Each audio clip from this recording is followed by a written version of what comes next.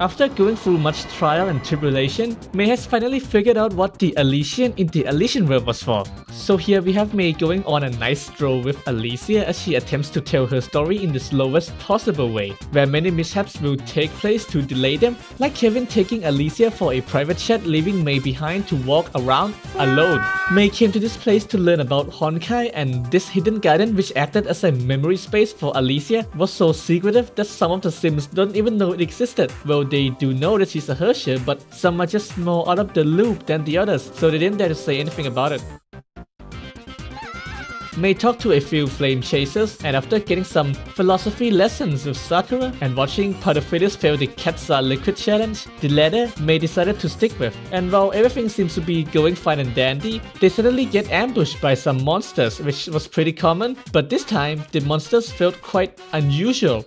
After tiring themselves out chasing this elusive monster, which they didn't even catch, May then gets back to learning about Elysia as she introduced her to a typewriter that types out objective facts using a mini Elysia as a terminal. It's here she learns more about who Elysia was, like her first time in the morph, or her first meeting with Kevin. By the way, this chapter juggles between perspectives like they are playing hot potato, so you would go from having a calm date to people talking about random shit and unknown threats to keep you from getting bored. Such information includes some flame chasers having a crystal flower, and this mural, which I'm certain depicts something that happened on the moon, maybe some kind of sacrifice. I could only assume because it was never revealed. In any case, May's exploration must be cut short by the typewriter breaking. Apparently this thing needs paper, so while Mini Elysia attempts to fix it, May and Elysia would each go look for paper, which is where May runs into Cosma and Aponia getting into an argument over revealing what happened to Guizio to herself. You know, Ark.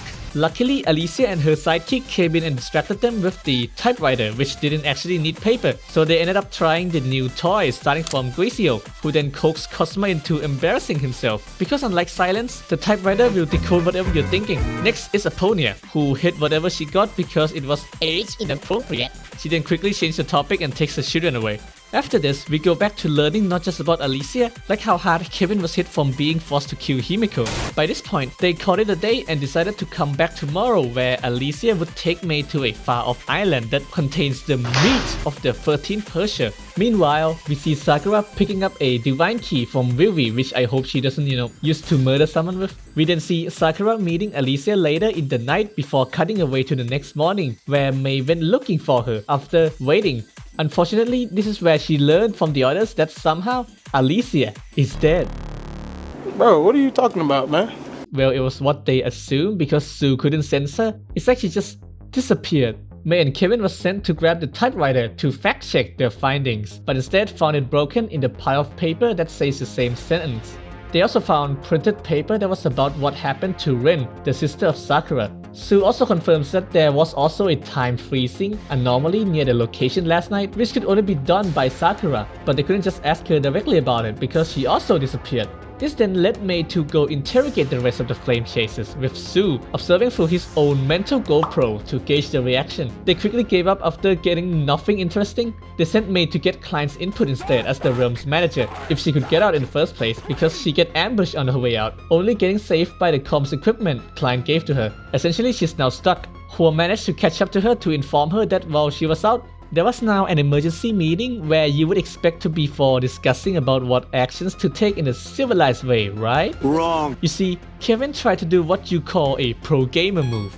Apparently, he received an invitation to meet with someone alone, which totally doesn't sound like a trap or anything, but come on, it's Kevin, what's the most that could happen? With two people now gone, our suspicions now point to Sakura as the prime suspect, which was a reasonable conclusion considering the sheer evidence against her. Though sadly, reasonable does not apply to someone like Kelpas, who believes in Sakura so much he concluded that everybody is wrong and attempts to kill them all. Sue and Hua took him away to have a nice chat, and while that's going on, everyone is now on edge after having two of their best fighters disappear over a few nights. After some deliberation, they decided to split up and go do their own thing, even though this is what you should not be doing when there's a killer on the loose, as May puts it. But alas, their differences were too great. May wanted to get to the bottom of this, so she went to check on Vill-V, who reassures her to believe in her companions. We'll see how this pays off very soon. Ever since May came to Elysia's space, she has noticed a particular type of monsters that she thought was drawn by Grizzio, who denied having any involvement in. And while she was discussing with the others about what to do next, May then caught Padophilus stalking her, though quickly recruited her to the cause because let's be real here, she simply does not have the capability to pull something like this. But still, it's better to be sure, and luckily, Vill-V has just the gadget that can clear each other's name.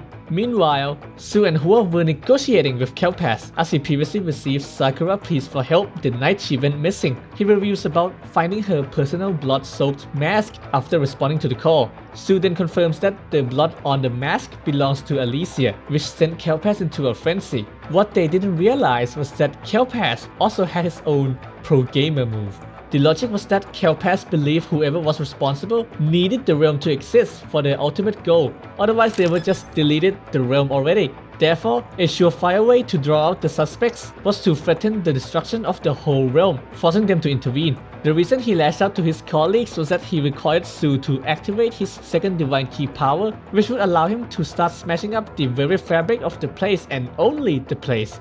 This plan worked, as the suspect intervened and kills him, though he managed to pass the message to Apollonia before dying. Now back to the detective gang. They were informed by Hua that Mobius has also been killed, which prompted them to speed up their Truth or Dare game. When they went through Vill-V's memory space that looks suspiciously like the Theater of Domination, you may think Vill-V was somehow the puppet Herschel revived, but this is probably not the case, as they reasoned it was due to that time May cognitively cooperated with her to reach Apollonia back in Elysian Realm Chapter 3. A pretty good excuse to reuse your own assets if you ask me. But yeah, turns out giving full authority to the host while you dove into their memories wasn't the best idea, as Vill-V pretty much one-shots Padophilus while May wasn't looking. Like, I know she was weak, but god damn! The revelation was that the Vill-V we saw was the pure evil one, as she murdered the rest and acted their part. And now that she has murdered our girl, understandably pissing May off, May then attempts to fight her but was defeated by something intervening, which she then quickly realized was an actual Herschel. Meanwhile, in the real world, Raven and one Grey Serpent was on a mission to take out the Herschel of corruption that was born in a machine. They were there to defeat it using the previous era black box strategy, which basically means trapping it in a vessel, with the black box in this case being the Grey Serpent cyborg. This is where the storyline gets a bit heavy, so pay attention people.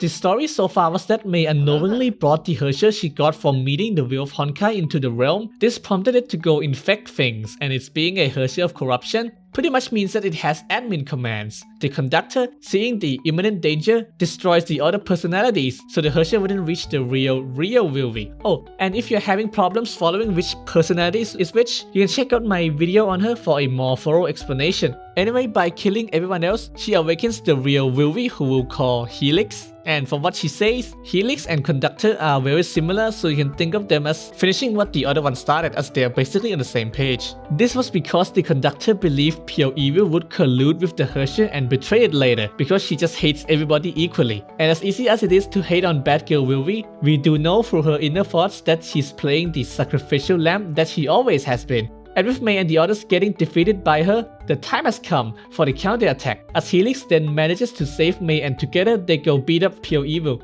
After escaping Vill-V's mind, she then met the Herschel who took the form of Elysia ever since she fully assimilated her. She invites her on a date, and May, seeing the opportunity, went along with it for now. She deduces that the Herschel was after the Kevin Killer 666, which was a self-destruct button for the realm exclusively under Elysia control, which brings us to the overall strategy to end this crisis.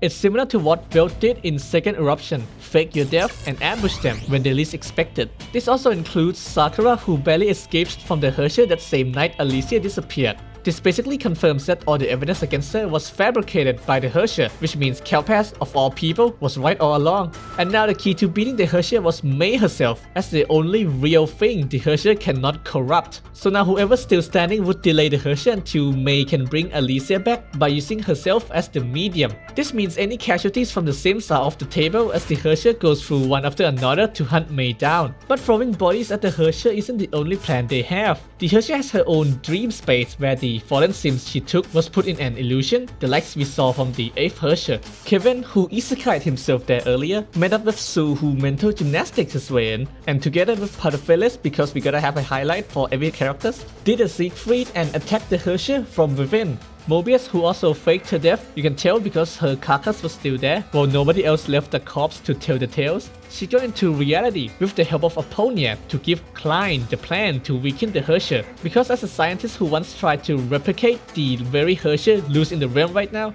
she may know a thing or two.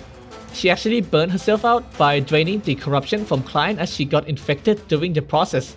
Meanwhile, the Herrscher was still having trouble getting past all the Sims, who concocted their own ingenious plan to buy time, notably with Grisio and Cosma, who used themselves to paint copies of each other's. All their efforts have bought May enough time as she relives all her moments with Elysia, which sounds quite romantic, along with combining all the crystal flowers she gathered from everybody else to recreate Elysia, whose backstory will be covered in a separate video, so for now, let's have a date!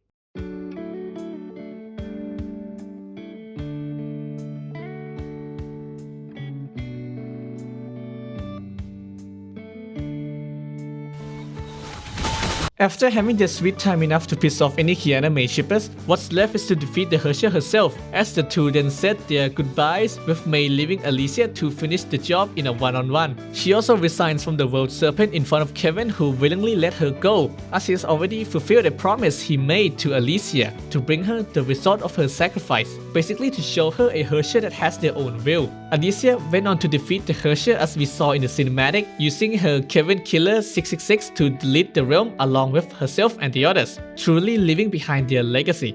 And that's the end of the part of the story, and I thank you everybody for watching to the end. What were some of your favorite moments of this arc, and how does it compare to what we have seen coming out of Honkai? Let me know in the comments. Until next time.